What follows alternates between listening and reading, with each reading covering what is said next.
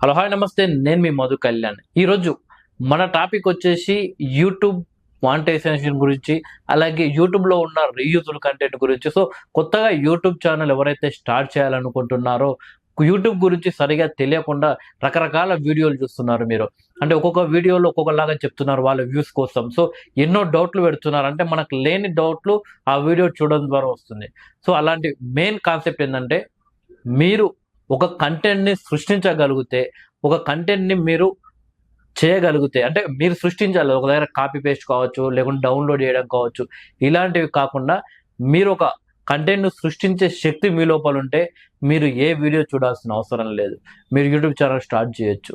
కానీ ముందుగా YouTube channel start చేసే ప్రతి ఒక్కరు ఏం చేయాలంటే, మీకు ఎందులో ఇంట్రెస్ట్ ఉంది, అంటే మీకు బాగా ఏ కంటెంట్ పైన ఎక్కువ అవగాహన, నాలెడ్జ్ ఉంది. యానిమేషన్ పైన, పాలిటిక్స్ మీద, సినిమాల పైన, ప్రాంక్స్ పైన, లేకుంటే కొంచెం 18+ బోల్డ్ పైన, అంటే బోల్డ్ కంటెంట్ సంబంధించింది అది ఎక్కువ సృష్టించగలుగుతావా?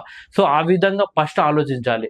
అలా ఆలోచించిన తర్వాత నీకు ఎక్కువ ఏ కంటెంట్ అయితే నేను చేయగలుగుతాను, ఏ కంటెంట్ అయితే నేను ఎక్కువ వీడియోస్ జనాల్లోకి తీసుకోగలుగుతాను ఆలోచించి, ఆ తర్వాత అదే కంటెంట్ మీద వీడియో స్టార్ట్ చేస్తే బాగుంటుంది. అంతేకాని ప్రజెంట్ ట్రెండింగ్ ఏదైతే వీడియోలో నడుస్తున్నాయో సేమ్ అదే కంటెంట్ నేను చేస్తాను చేసి అదే వీడియోలో కాపీ పేస్ట్ చేసినట్టు సేమ్ ఆ విధంగా మీరు సృష్టించే మాత్రం సక్సెస్ అవ్వరు. సో ఫస్ట్ మీరు ఏ కంటెంట్ అయితే చేయగలుగుతామో దాని గురించి ఆలోచించి, మీకు బాగా దాంట్లో నాలెడ్జ్ ఉండి, బాగా ఎంకరేజ్మెంట్, బాగా ఆ వీడియోలు తీయగలుగుతారని ఒక నమ్మకం ఉంటే ఆ కంటెంట్ పైన స్టార్ట్ చేయండి. సో యూట్యూబ్ ఏంటంటే, నీ దగ్గర జీరో ఇన్వెస్ట్మెంట్ ఉన్నా కానీ నువ్వు సక్సెస్ కావచ్చు యూట్యూబ్లో. ఒకవేళ నువ్వు ఎంత పెట్టుబడి పెట్టినా గానీ, ఒక్కోసారి సక్సెస్ కాలేకపోతుంటావు యూట్యూబ్‌లో. ఎందుకంటే అది మన అదృష్టం పైనే కాదు. అందుకే నేను ముందుగా చెప్పాను గదా! నీకు ఏ కంటెంట్ అయితే ఎక్కువ ఇష్టం ఉంటదో, ఏ కంటెంట్ పైతే నీకు అవగాహన ఉంటదో దాని మీద స్టార్ట్ చేయాలని. ఎందుకనంటే ఇదే విషయం.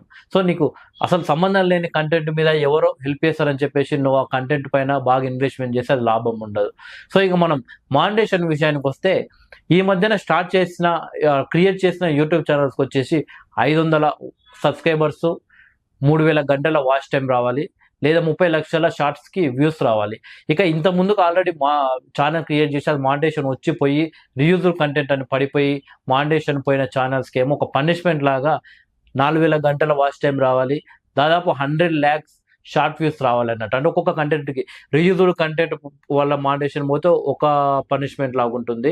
ఇక వేరే వయలెంట్ కావచ్చు, వేరే ఇతర ప్రాబ్లమ్స్ వల్ల మానిటైజేషన్ పోతే మరొక రకంగా ఉంటుందన్నట్టు. సో ఇది రీయూజబుల్ కంటెంట్ ఎందుకొస్తాయంటే, చాలా వరకు ఎవరికీ తెలియక ఏమనుకుంటారంటే, సో చాలా ఛానల్స్ ఉన్నాయి. ఒక ప్రీ రిలీజ్ ఈవెంట్ కావచ్చు, లేకుంటే అసెంబ్లీలో సమావేశాలు కావచ్చు, పొలిటికల్‌గా సీఎంలు కావచ్చు, ప్రతిపక్ష నాయకులు కావచ్చు, వాళ్ళు మాట్లాడిన వీడియోలు డౌన్‌లోడ్ చేసి వేయొచ్చు.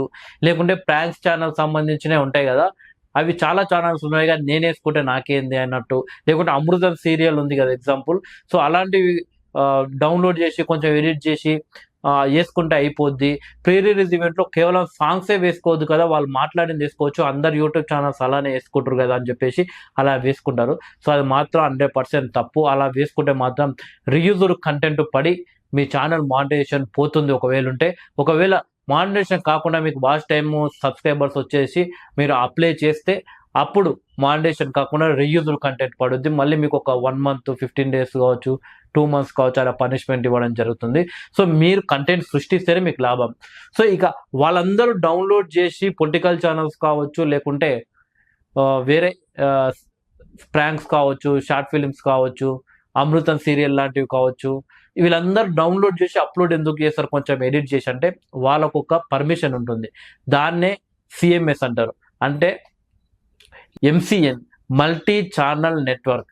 అంటే పెద్ద పెద్ద ఛానల్స్ ఉంటాయి గదా! టెలివిజన్ ఛానల్స్ కావచ్చు, లేకుంటే సుమన్ టీవీ, యోయో కావచ్చు, ఐ డ్రీమ్ కావచ్చు, ఇలాంటి పెద్ద పెద్ద ఛానల్స్ వాళ్ళేం చేస్తారంటే, ఒకటే యాడ్‌సెన్స్‌కి చాలా ఛానల్స్ కనెక్ట్ చేస్తారు. సో మనం సీఎంఎస్‌లో జాయిన్ కావడం ద్వారా ఏమవుతుందంటే, మనం ఎవరిన వీడియోలు డౌన్‌లోడ్ చేసి, వాటిని ఎడిట్ చేసి యేసుకోవచ్చు. సో దానికేమైనా ప్రాబ్లమ్స్ వచ్చినా కానీ, వాళ్ళ యాడ్‌సెన్స్ అకౌంట్ ఉంటుంది కదా! వాళ్ళది మనం సీఎంఎస్‌లో ఉంటాం కాబట్టి, సో వాళ్ళే దాన్ని క్లియర్ చేసుకుంటూ ఉంటారన్నట్టు. మన ఛానల్ పైన స్ట్రైక్స్ పడ్డా గానీ, వేరే ఇతర ప్రాబ్లమ్స్ ఏమన్నా వచ్చినా కానీ, సో మనకొచ్చే రెవెన్యూ మొత్తం మన యాడ్‌సెన్స్ అకౌంట్ ద్వారా మన అకౌంట్‌లో పడకుండా, వాళ్ళ యాడ్‌సెన్స్ ద్వారా వాళ్ళ అకౌంట్‌లో పడిపోద్దన్నట్టు. కానీ మనకప్పుడు ఒక విషయం ఏందంటే, అప్పుడు మనకొచ్చిన రెవెన్యూలో వాళ్ళ ఒక 30% ఇక బాగా మనకు ఎవరైనా క్లోజ్ని మాట్లాడుతూ 20-25% ఇలా తీసుకోవడం జరుగుతుంది.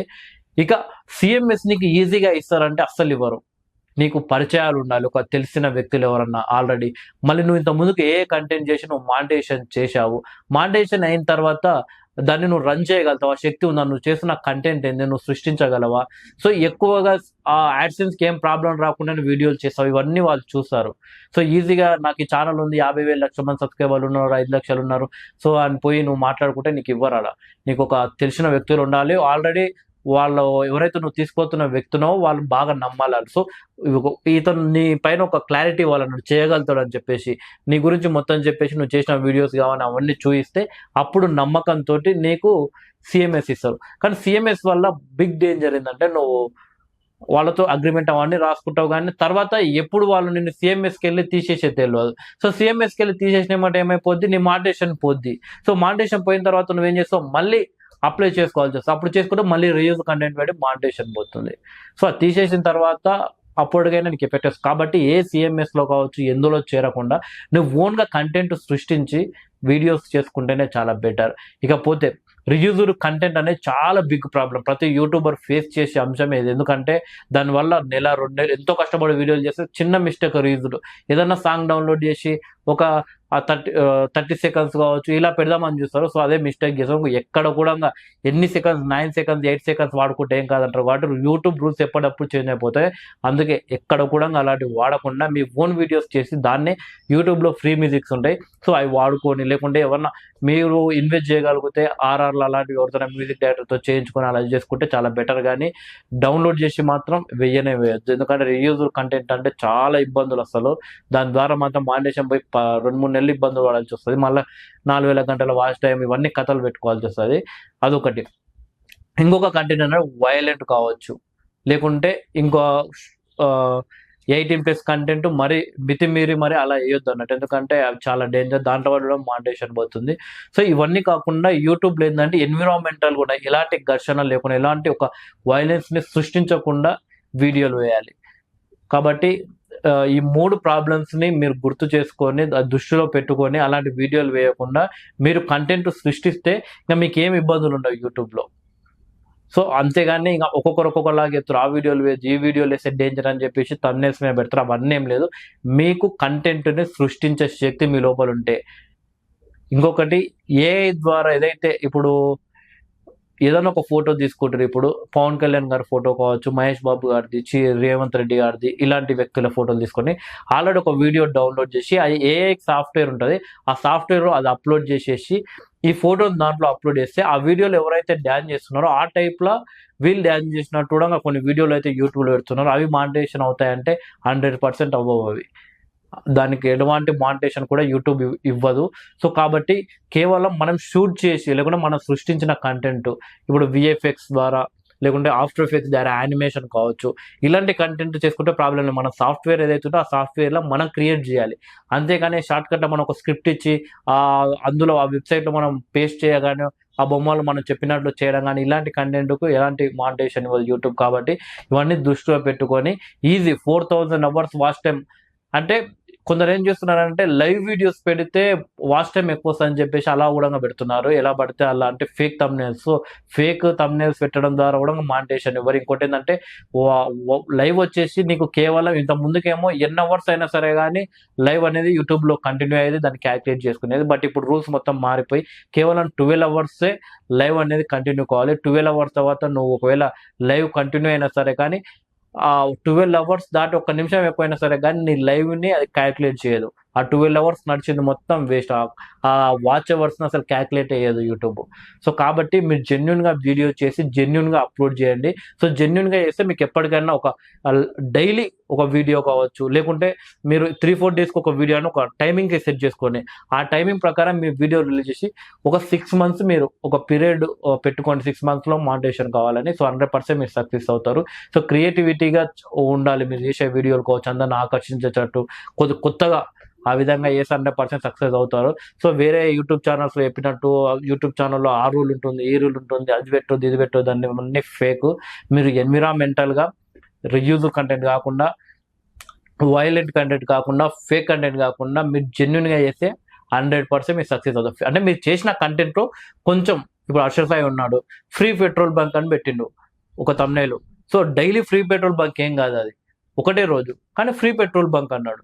సో అది ఆకర్షించేటట్టు thumbnail పెట్టిండు అన్నాడు. సో ఆ రకంగా పెడితే పర్లేదు, కానీ అసలు ఈ వీడియోలో నువ్వు చేసింది ఒకటి అనుకో, ఒక ప్రాంక్ అనుకో, లేకుంటే ఒక షార్ట్ ఫిల్మ్ అనుకో, సో సంబంధం లేని సినిమాకి సంబంధించిన ఒక పోస్టర్ తీసుకొచ్చి ఓజీ సినిమా రిలీజ్డ్, దేవర సినిమా లీకుడ్ అని చెప్పేసి నువ్వు thumbnails పెడితే ఏముంటుంది, అది ఫేక్ అంటారు దాన్ని. అదొకటి. ఇంకొకటి ఏంటంటే అందరూ ఏం చేస్తారంటే సినిమా థియేటర్‌లోకి పోయి సినిమా రిలీజ్ కాగానే ఆ సినిమా ఇలా ఓపెన్ అవుతుంది, థియేటర్‌లో కొంచెం వీడియో తీసి షార్ట్స్ గాని ఇలా పెడుతున్నారు. సో అది మాత్రం 100% తప్పు. ఎందుకంటే స్ట్రైక్స్ పడిపోయి ఛానళ్ళే ఎగిరిపోయినాయి. నిన్న మొన్న 'కల్కి' సినిమాకు 3 ఛానళ్ళు ఎగిరిపోయినాయి. ఒకటి 4,00,000 సబ్స్క్రైబర్లు, ఒకటి 3,00,000, ఒకటి 5,000 ఏమో. సో అలాంటి పనులు కూడా చేయొద్దు. ఎవ్వరికి సంబంధం లేని కంటెంట్ మనం సృష్టించాలి. మనం తీసే వీడియోలో కనీసం పక్కన పెట్టుకున్న డీజే సౌండ్ కూడా అందులో వినిపియొద్దు. సో ఇవన్నీ రూల్స్ ఉంటాయి కాబట్టి యూట్యూబ్ మానిటైజేషన్ అనేది చాలా ఈజీ మీరు కంటెంట్ సృష్టిస్తే. లేదు నేను కాపీ కొడతా, అది కొడతా, ఇది కొడతా, డౌన్లోడ్ చేసేసి అంటే సబ్స్క్రైబర్స్ వస్తారు, దాని ప్రాబ్లం లేదు. కానీ రీయూజ్ కంటెంట్ పడుతుంది, దానివల్ల మీకు ఏం లాభం ఉండదు. ఎన్ని రోజులు మీరు పడ్డ కష్టం వేస్ట్ అయిపోద్ది. అంతే. మరిన్ని యూట్యూబ్లో ఏమైనా డౌట్ ఉంటే కామెంట్లు పెట్టండి, ప్రతి ఒక్క దాని గురించి నేను వివరంగా వివరిస్తా. ఈ వ్యూస్ కోసమో లేకుంటే వేరే దానికోసమో కాదు, నాకు తెలిసింది చెప్తున్నా అంతే. ఎందుకంటే నేను ఒక యూట్యూబ్ ఛానల్ 2019 నుండి రన్ చేస్తున్నా. కొన్ని యూట్యూబ్ ఛానల్లో, పెద్ద పెద్ద ఛానల్లో కూడా నేను వర్క్ కూడా చేయడం జరిగింది. సో నాకు తెలిసిన కొంచెం సమాచారం మీకు ఉపయోగపడుతుందని చేస్తున్నా. Thank you.